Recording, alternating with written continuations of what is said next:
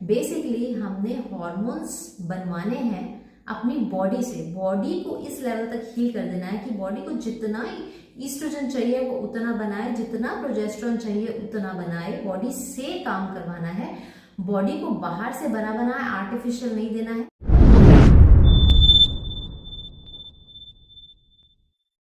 How serious और swear is your endometriosis, आज हम इसी बारे में बात करेंगे।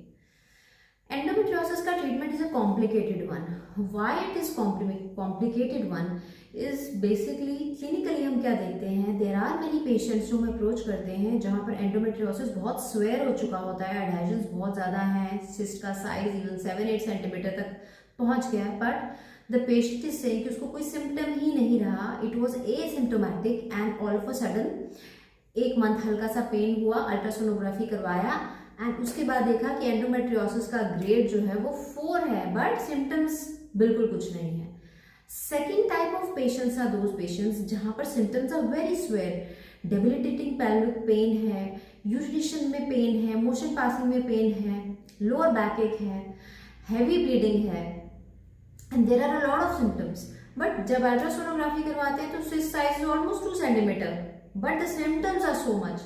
सो स्वेरिटी ऑफ एंडोमेट्रियोसिस जो है वो डिपेंड करती है कि आपका अल्ट्रासोनोग्राफी का रिपोर्ट्स क्या है, वहां पर क्या साइज है, जैसे अगर एंडोमेट्रियोटिक सिस्ट है तो उसका क्या साइज है, एडहेजन्स है तो वो कहाँ पर हैं, जैसे रेक्टम के आसपास हैं तो वो मोशन पासिंग में पेन करेंगे, ब्लैडर के आसपास हैं तो फिर यूरिनेशन में पेन करेंगे।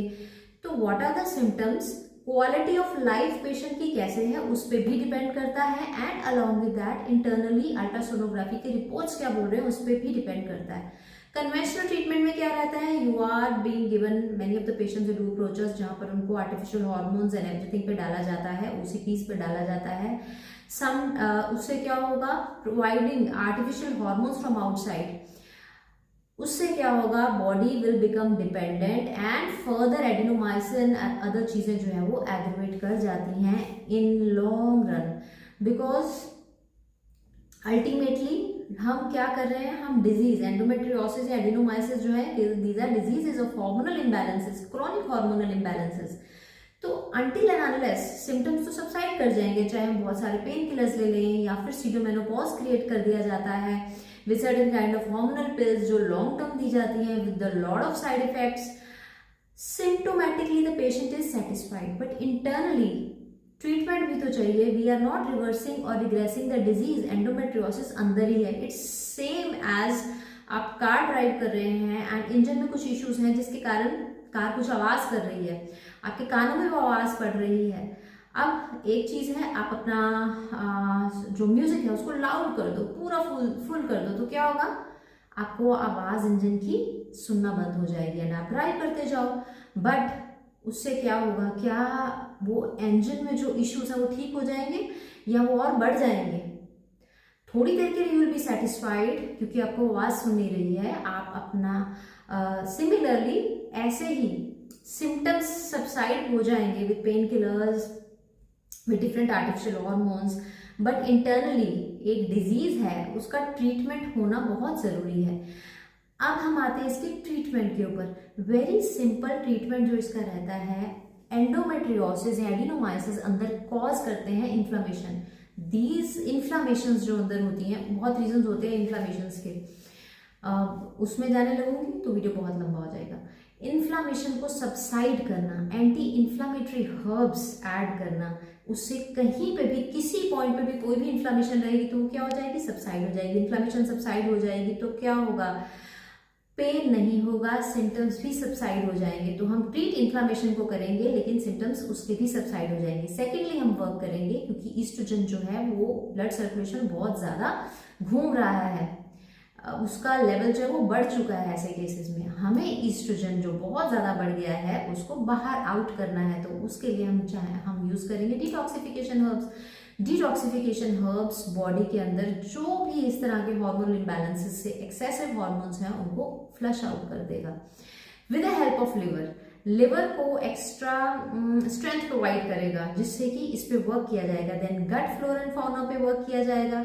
जब गट फ्लोरा एंड फाउना पे वर्क किया जाए, लिवर पे वर्क किया जाए और इन्फ्लामेशन पे वर्क किया जाए। इन्फ्लामेशन और जो एंटी इन्फ्लामेटरी हर्ब्स रहेंगे वो सिर्फ रिप्रोडक्टिव सिस्टम की इन्फ्लामेशन को नहीं ठीक करेंगे, rather through out the body कहीं पे भी इन्फ्लामेशन हैं तो उस पर वर्क करेंगे। अगर तो एंडोमेट्रियोमा है तो सिस्टोश्रिंकर हर्ब्स जो धीरे धीरे सिस्ट को रिग्रेस कर देंगे। सो बेसिकली एंडोमेट्रियोसिस सीरियस है या नहीं ये डिपेंड हम पे करता है। एंडोमेट्रियोसिस इज अ डिजीज, कोई भी डिजीज बॉडी में हो उसको ट्रीट तो करना है। इन केस हम ट्रीट नहीं करते हैं एंड जस्ट सिम्टम्स को सबसाइड कर लेते हैं एंड कुछ मंथ्स निकालते हैं easily, but after that ultrasonography करवाते हैं तो हम क्या देखते हैं, सिस्ट का साइज बढ़ गया, एडहेशंस बहुत ज्यादा बढ़ गए, लेकिन पेन तो हमें था ही नहीं। हम इतने मंथ्स तो बहुत अच्छे से थे क्योंकि हम एक अलग सा आर्टिफिशियल हार्मोन या सिंथेटिक हार्मोन जो रेकमेंड किया गया था वो खा रहे थे, लेकिन इंटरनली क्या चल रहा था वो हमें नहीं मालूम था। इंटरनली एक डिजीज है, उसके अंदर हार्मोन बैलेंसिंग हर्ब्स चलने हैं ताकि हमारे हार्मोन्स को बैलेंस कर दिया जाए। बेसिकली हमने हार्मोन्स बनवाने हैं अपनी बॉडी से, बॉडी को इस लेवल तक हील कर देना है कि बॉडी को जितना ईस्ट्रोजन चाहिए वो उतना बनाए, जितना प्रोजेस्टेरोन चाहिए उतना बनाए, बॉडी से काम करवाना है। बॉडी को बाहर से बना बनाया आर्टिफिशियल नहीं देना है, बॉडी को इतना हील कर देना है उसको, जब जितना ईस्ट्रोजन चाहिए उतना वो सिक्रीट करे, जब जितना प्रोजेस्टेरोन सिक्रीट करना है वो खुद से देखे, उसको इतना स्मार्ट बना देना है। और उसके लिए हमें उसके गट पे वर्क करना है and along with that nervous system पे वर्क करना बहुत एसेंशियल है, क्योंकि हाई स्ट्रेस हार्मोन जो आजकल रहता है कहीं ना कहीं वो it's a very good nutrition for these kind of adhesions जो अंदर बन जाते हैं। एंडोमेट्रियोटिक इम्प्लांट्स, एंडोमेट्रियोटिक इम्प्लांट्स हम इसको क्यों बोलते हैं, क्योंकि कोई भी पॉइंट जहाँ पर एंडोमेट्रियम नहीं होना चाहिए और अगर वहाँ एंडोमेट्रियम डेवलप कर जाता है उसी को तो हम एंडोमेट्रियोसिस कहते हैं। तो एंडोमेट्रियम डेवलप कर जाता है, वहाँ blood tissue and everything aggravate करते हैं एंड इकट्ठा होते रहते हैं, उसी से तो एडहेशंस होते हैं एंड मल्टीपल ऑर्गन्स जो आपस में स्टिक करने लगते हैं, क्योंकि हर मन जैसे ब्लीडिंग होती है अंदर भी ऐसे ब्लड टिश्यू इकट्ठा होता है, वेरियस मल्टीपल ऑर्गन्स को वो आपस में धीरे धीरे जो है वो चिपकाने लगता है या स्टिक करने लगता है। ऐसे ही केसेस में इनफर्टिलिटी भी हो जाती है। वाई? बिकॉज अच्छे हार्मोन्स नहीं, अच्छा फॉलिकल ही नहीं निकल के आता। तो फॉलिकल नरिशिंग हर्ब्स रहते हैं जो अच्छा फॉलिकल, देन ओवुलेटरी हर्ब्स जो अच्छी ओवुलेशन करते हैं। इम्प्लांटेशन फेलियर भी रहता है ऐसे केसेस में बिकॉज ईटी की क्वालिटी अच्छी नहीं रहती है, तो उसके लिए ईटी नरिशिंग हर्ब्स रहते हैं। तो वी हैव टू सी किस पेशेंट में क्या इश्यूज हैं और उसको हमें कैसे ट्रीट करना है। एंडोमेट्रियोसिस इज ट्रीटेबल, उसको हम रिवर्स कर सकते हैं और उसको भूल के सिर्फ सिम्टम्स पे वर्क करेंगे तो ये सीरियस जरूर होगा, अदरवाइज इससे डरने की जरूरत नहीं है। हाँ, लेकिन सोल्यूशन करने की जरूरत है। Thank you so much for watching.